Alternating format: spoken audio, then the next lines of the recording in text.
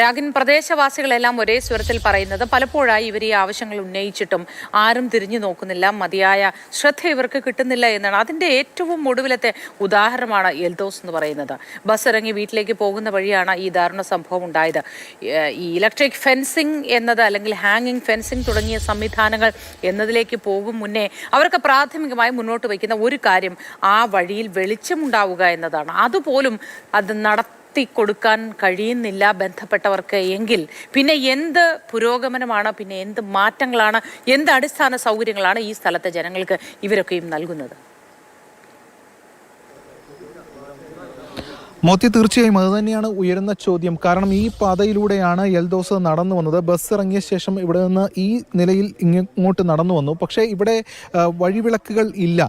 അതായത് ഈ ഇരുട്ട് കുത്തിയ പ്രദേശമാണ്. പകൽ പോലും നടക്കാൻ ഭയപ്പെടുന്ന ഒരു പ്രദേശം. അപ്പോൾ രാത്രി കൂടിയാണെങ്കിൽ പറയേണ്ടതുമില്ല. ഒട്ടനവധി തവണ ഈ കാര്യങ്ങളൊക്കെ തന്നെ അവർ ആവശ്യപ്പെട്ടെങ്കിൽ പോലും ഇതൊന്നും നടപ്പാക്കിയിട്ടില്ല എന്നതാണ് ഏറ്റവും പ്രധാനപ്പെട്ട കാര്യം.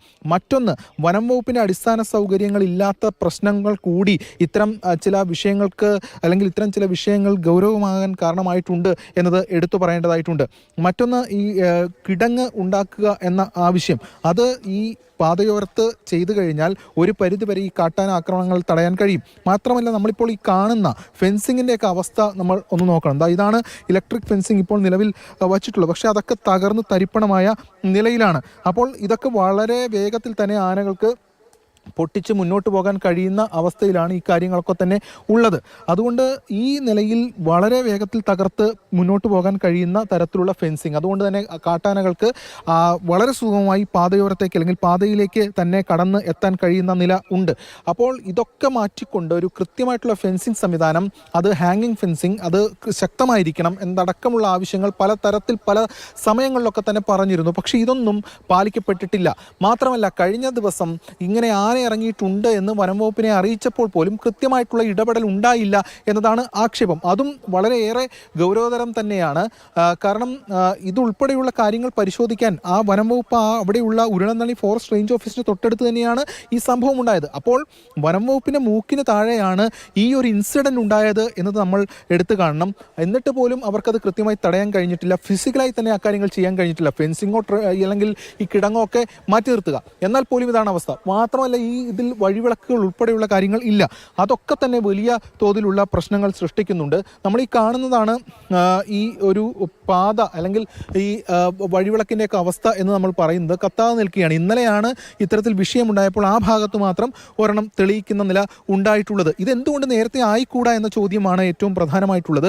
പല സംഭവങ്ങൾ ഉണ്ടാകുമ്പോൾ ഇത്തരത്തിലുള്ള ചില കാര്യങ്ങളൊക്കെ മുന്നോട്ട് വയ്ക്കും, പിന്നീട് അത് വിസ്മൃതിയിലേക്ക് പോകുന്ന നിലയാണ് ഉള്ളത്. മാത്രമല്ല, നേരത്തെ സൂചിപ്പിച്ചതുപോലെ വനം വകുപ്പിന് ഇത്തരത്തിലുള്ള ജീപ്പ് സംവിധാനം, അത്തരം കാര്യങ്ങൾ ഉൾപ്പെടെയുള്ള കാര്യങ്ങളൊന്നും തന്നെ കൃത്യമായിട്ടില്ല എന്ന കാര്യവും എടുത്ത് പറയേണ്ടതായിട്ടുണ്ട്. അങ്ങനെ ഒട്ടനവധി പ്രശ്നങ്ങൾ ഈ മേഖല നേരിടുന്നുമുണ്ട്. ഈ പാതയിലൂടെയാണ് എൽദോസ് കഴിഞ്ഞ രാത്രി നടന്നു വന്നത്. അവിടെയാണ് ഉരുളനള്ളി ഫോറസ്റ്റ് റേഞ്ച് ഓഫീസ് ഉള്ളത്. അവിടെ വരെയാണ് ബസ് ഉള്ളത്. ആ ബസ് ഇറങ്ങിയ ശേഷം ഈ പാതയിലൂടെ നടന്നു വരികയാണ് ഉണ്ടായിട്ടുള്ളത്. അങ്ങനെ നടന്നു വരുന്ന ഘട്ടത്തിലാണ് ഈ കാട്ടാനയുടെ ആക്രമണം ഉണ്ടായിട്ടുള്ളത്.